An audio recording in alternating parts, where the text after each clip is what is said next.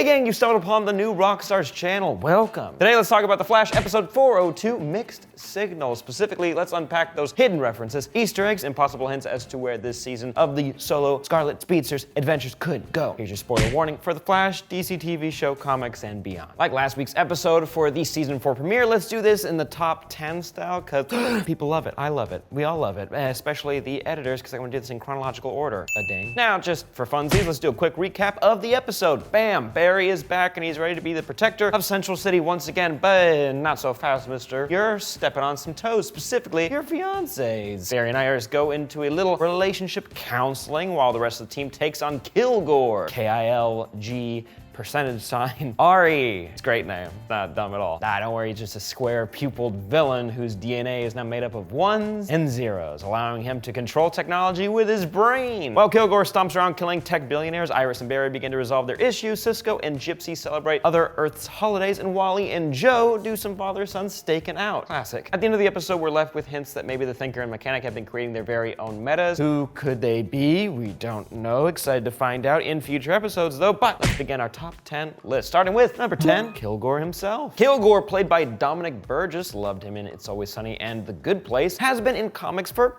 a few years now, originally appearing in Flash Volume 2, Issue 3 in 1987, and has had his history simplified just a little bit. Now he's just a meta, not a living computer virus of alien origin. Most recently, Kilgore actually showed up in the Cyborg Rebirth #1 special, which is pretty cool, but now he has this complex mechanical body, which I think is a little bit cooler than a computer virus, but it's just me. I loved his character design, or mainly his, purple square pupils that I feel are definitely nods to two different nerdy properties. The first being the square pupils with the technological background seem to be a reference to Bender, the humanoid robot from Futurama. Pretty cool. Remember he has square pupils and that vindictive personality? Seems to line up pretty well. Moving on to number 9, after that grisly introduction of Kilgore, we see Barry dancing around in his underoos and that button up. Now this isn't exactly the number 9 Easter egg, not by a long shot, but it's worth mentioning. This outfit and lip syncing into the spatula is a spot-on nod to the very popular movie Risky Business. I'm sure most of you are probably familiar with this scene because every show and movie ever has copied it, but for those of you who missed it, the main character, played by Tom Cruise, dances to old-time rock and roll as a way to express his newfound freedom, like Barry. Barry's just dancing away all the drama from the past few seasons, you know what I mean? Now here's the real Easter egg. In this scene where Barry is speed binging all the shows he's missed since he was gone, notice this line.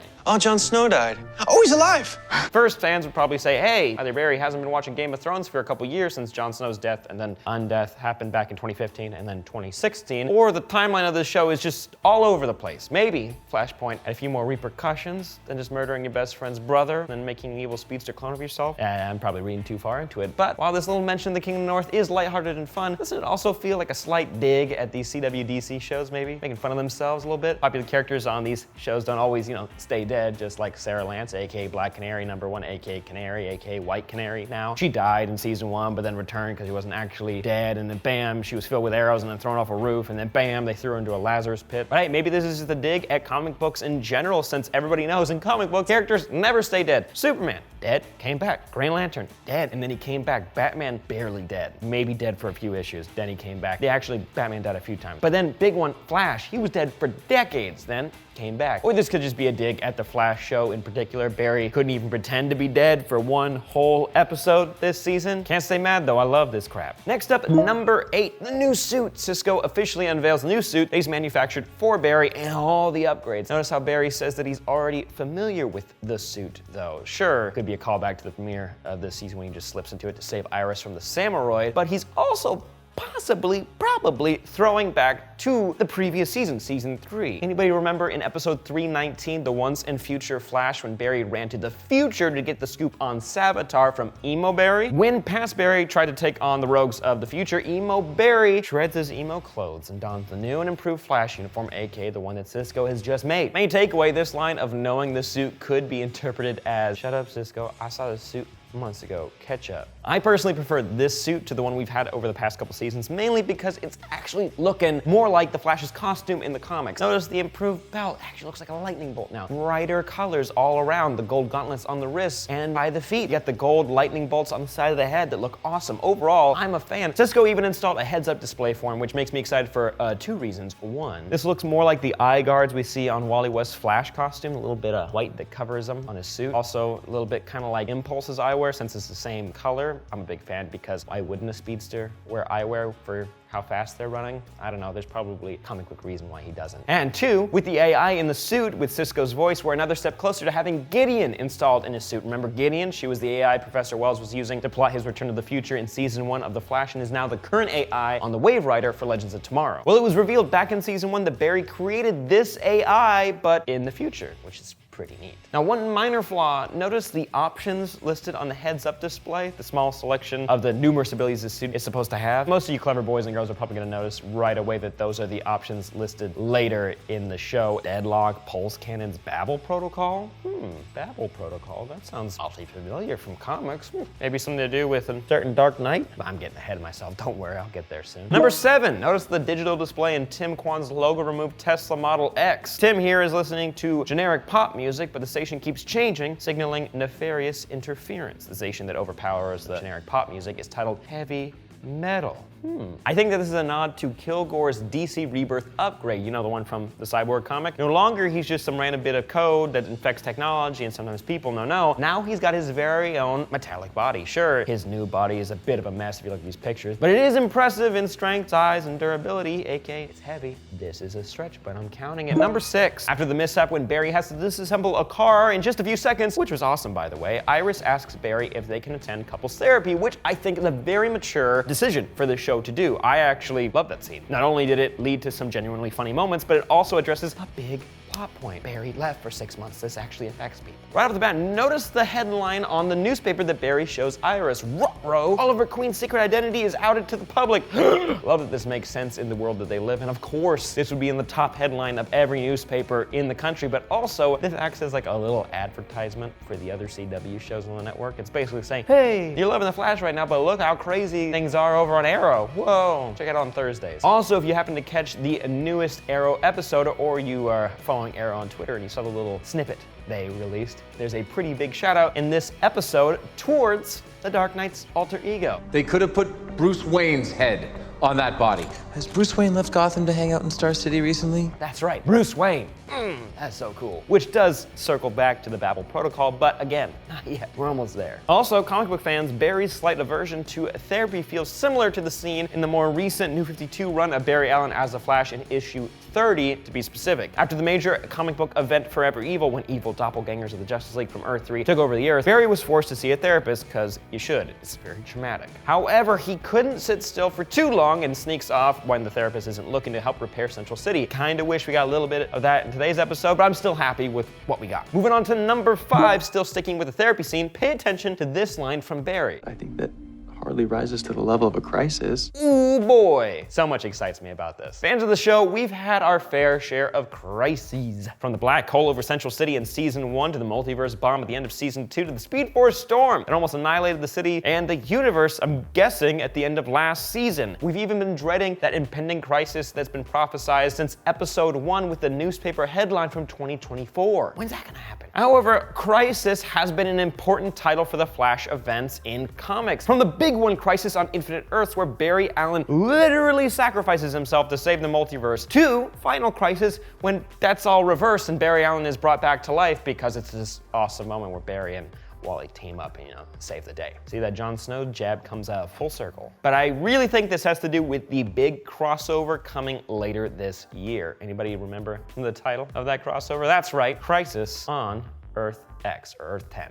That's not the full, it's just Crisis on Earth, Roman numeral probably. This is a massive crossover event between Flash, Arrow, Supergirl, Legends of Tomorrow, and the brand new Ray animated show coming to CWC. Our heroes will be facing off with evil Nazi versions of themselves. Cool! How excited are you guys? I'm gonna pee myself, I'm so excited. Up next, number 4, scooching forward to our final showdown with Kilgore in the factory, I believe, or maybe a car shop. Really not specific, but who cares, because I wanna talk about the hidden goodies in Barry's suit. Now let's focus on pulse cannons. For practical purposes, I get why this weapon was added to the suit. The only projectile Barry has right now is the lightning bolt, but it kind of takes him a long time for him, which means that's crazy. It takes him a long time to build that up and then throw it. This way, he just points and shoots, which is a bummer for Wally. However, do these pulses look familiar? Anybody? Most fans will probably shout, Iron Man, because of the sound and the composition and the color of the beams. And I get it, but I think Cisco got another inspiration for these babies. You guys think of anybody else who uses beams like this? I'm thinking he hit up his friend over on the Wave Rider, Ray Palmer. Ray, aka the Atom, has an exosuit, allows him to shrink, but it also fires energy blasts. Pew pew. And they do look and sound different from Barry's, but hey, it just kind of makes sense why they would be different. You get what I mean? Ray's blasters are blue because his costume is blue. Barry's are yellow because he's got yellow lightning and his costume is yellow. Duh. It's all about branding. Number 3, it's time to talk about that Batman reference I've been mentioning all episode. Get ready, kids, because it's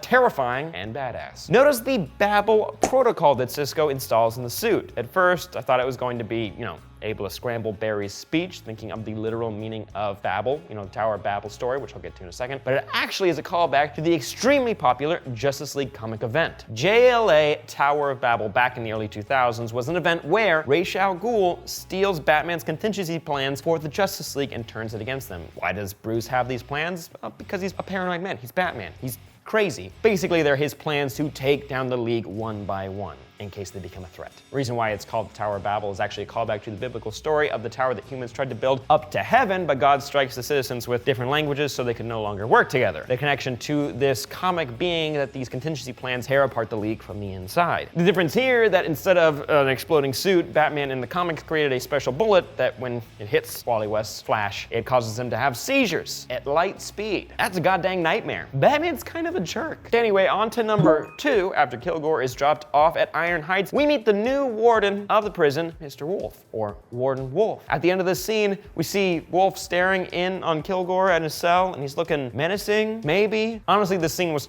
kind of strange, but this was a big red flag for me. If you remember from my previous video, I mentioned that this season seems to be modeled after the very popular Wally West story written by Jeff Johns that stars the Thinker and Amunet, both characters introduced last week. Now, this week, I'm basically 100% sure now that this season is based on that story, or at least the show's going to try to attempt to adapt that story because Warden Wolf was created during that series. A little background on him, he's a tough warden of Iron Heights that is revealed to have special abilities, and he was abusing meta prisoners. He's not a great guy. Basically, he can psychically inflict pain on individuals by causing muscle spasms. It's terrifying when you think about, that combined with Wolf's temper problems. What does Warden Wolf have planned for Kilgore in this series? Not really sure yet, but I'm definitely interested to find out. He's actually one of my favorite characters in Flash comics, not of all time. But lastly, number 1, the big tease for the rest of the season happened in the final shot of this episode. Let's take a look at this shot. I'm counting 12 slots, 11 of missing metas that are apparently created by the Thinker and the Mechanic. Kilgore being the 12th, but who could the other 11